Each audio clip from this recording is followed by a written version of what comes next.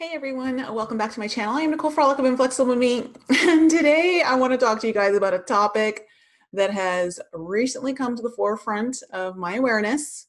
It's not a new idea, but there is a little bit of an episode that happened very recently on our podcast while we were trying to interview a guest, and it went sideways.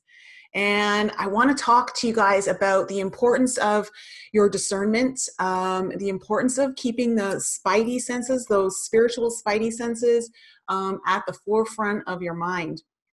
Now, if you guys are new to my channel, then you may not know that I have a podcast called Enlighten Up. It comes out every Thursday in iTunes. But for all of you who are been here for a while, you know, and I know a lot of you guys listen to it. And I love the podcast. I just love the guests that we get on. I learn so much information. The conversations are so interesting. And I just feel so blessed to be able to connect with so many great people within the spiritual community. And it's really quite a blessing. However, recently we were trying to record an episode with a guest. And, well, this guest did not like being challenged on her information that she was offering us. Now, if you've never listened to the podcast, we have a skeptic on the show.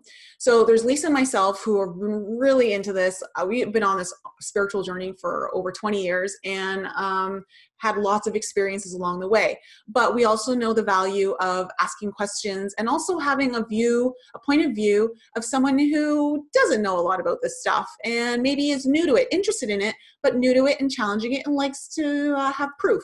And so we have a resident skeptic on the show, which is Brian. And his job isn't to be an asshole. His job is to be a skeptic. And a skeptic is there to ask questions so that, you can learn. But this guest didn't like the question so much because I think she felt threatened, like we were threatening what she knew. Like, I'm not sure. And it's never happened on the show. Not once. It's the first time where all three of us were skeptics of our guest. And the interesting thing is that I had interviewed her previously, and throughout that little interview where we were just kind of going over, I just wanted to meet her and get some ideas of what we're going to talk about on the show and what she really enjoyed talking about, teaching people. And I got this sinking feeling that I shouldn't have her on the show. I felt a lot of ego coming through. And my first red flag was that she didn't like this idea of a skeptic, that she didn't want to be challenged. And I said, well, you're not going to be challenged in a way that is rude. I said, you're going to be challenged with questions so that you can explain and expand upon what it is that you're teaching. We have listeners who are new to this, and rightfully so. They have questions that it's our job to answer them. And so she said fine. And so she said she was going to come on the show. But then I also picked up on some ego of this kind of like, I'm special. I have these gifts. And so therefore I sit up here and you all sit below me and I teach you and you just listen to me. I kind of had a bit of that feeling, and I wish I had listened to my gut. And this is just another lesson for me that I should have paid more attention to it. But it's never happened to us before on the show. And so she came on the show and we were recording, and within 20 minutes in of recording, it ended because she started to tell us information that was not aligning with all three of us. Lisa wasn't buying it, I wasn't buying it, and Brian wasn't buying it either. And I felt like it was actually disinformation. And I don't have a problem with having someone on the show that sees things differently than the way I do, someone on our show does, or all three of us at the same time. In fact, I think that's kind of interesting. But when we started challenging her, like asking questions and saying, no, we don't see it this way, we see it this way, she took it as a personal attack on her, I think. And of course, I'm only speaking from what I was observing. This isn't her saying that. And it really opened my eyes to the importance of, we need to be very aware of who we're getting our information from. So you guys all come to my channel and you come here to get information, maybe insight, maybe hear about some of my experiences, because for the most part, if you've been coming back and forth, like the information resonates with you, it feels right.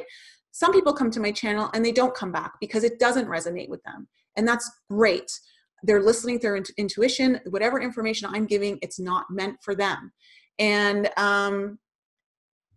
the information that she was giving us was certainly not meant for all of us. And it didn't feel like it was meant for our listeners either. I think the biggest problem is that she was telling us that there is only one truth, and that is what she had discovered. And none of us knew what that one truth was. And so we said, okay, well, what is the truth? What is this one truth? And she couldn't really explain it. She wasn't giving us definitive answers. And to me, it sounds pretty simple. If there's one truth, then you should be able to say what that truth is. And she couldn't. So we're like, okay, maybe this is like a little cat and mouse game. Like we're supposed to, offer up what we think is true. And so Lisa offered up that, is it that we're all love and that we're all one? Is that the one truth? And she says, no, actually, that's actually a false truth. That's a truth that many believe in this community, but it's not true at all.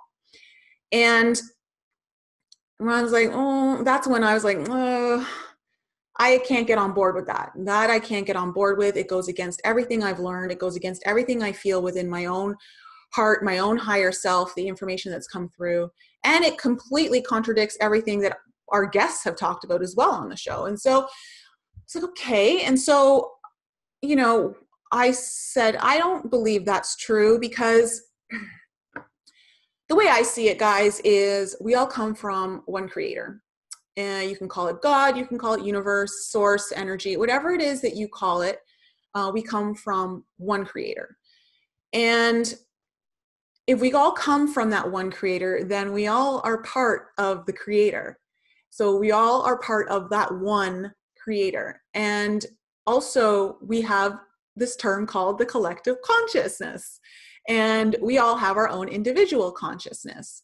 And so when we start to expand our consciousness, we actually influence the collective consciousness. So as we raise our frequency and we start to expand our minds, expand our consciousness, start to see things in new ways, move out of the lower consciousness levels into higher ones that have more joy and love and truth frequency, we influence that on the collective. The collective consciousness rises, and it's a beautiful impact. I mean, we see this on every level of nature.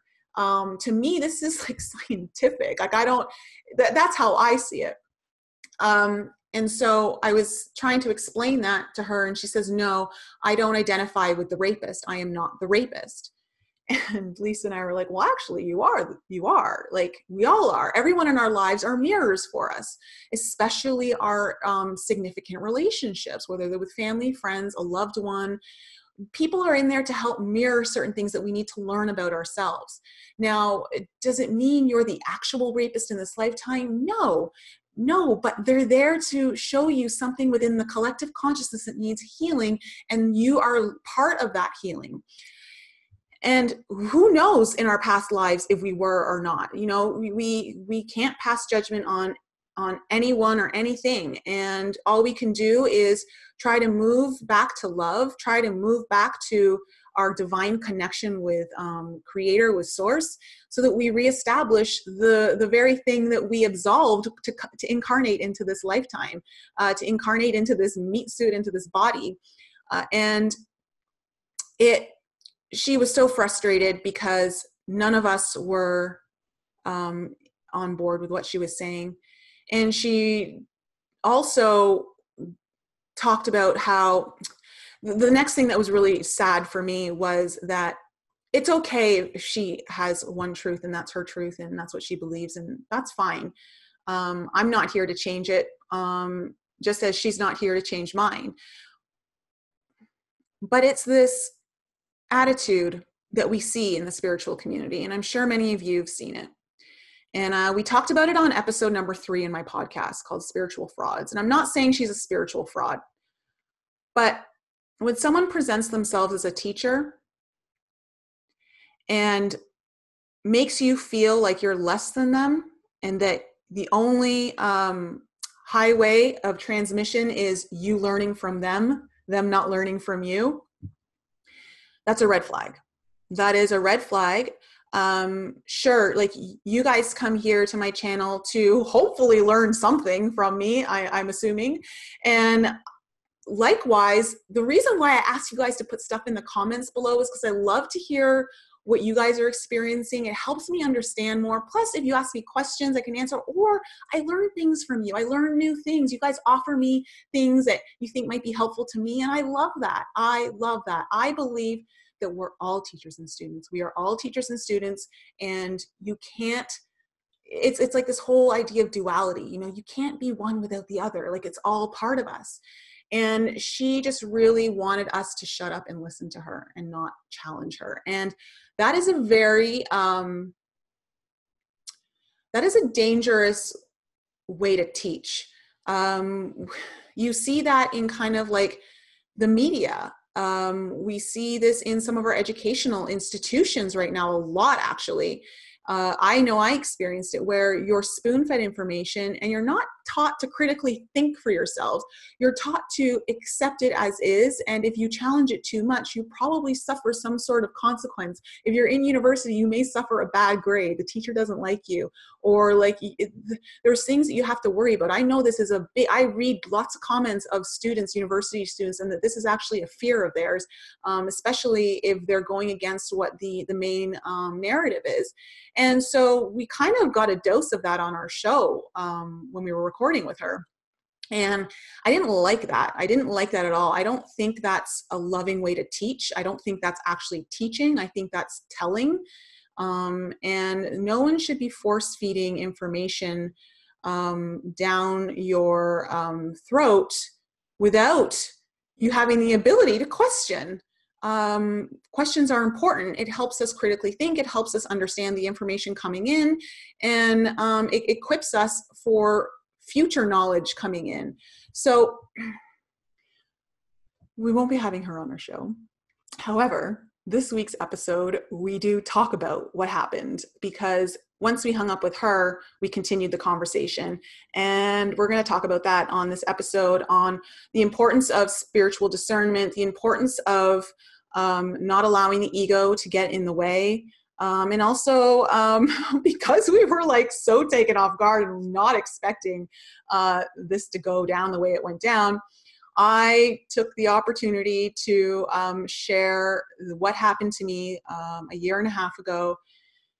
That was that traumatic event. I think I talked about it in my Palladian video recently, where it basically has to do with a walk-in and a twin flame gone sideways. So we talk about that on the show. So if you're interested, in the description below, there's a link to the podcast that comes out on Thursday this week.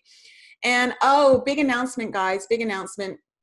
I've been guided to use tarot a lot lately. And so the final thing that's kind of coming through to this is that I've been guided to start doing it more on my channel and to start offering general readings for you all according to your astrology.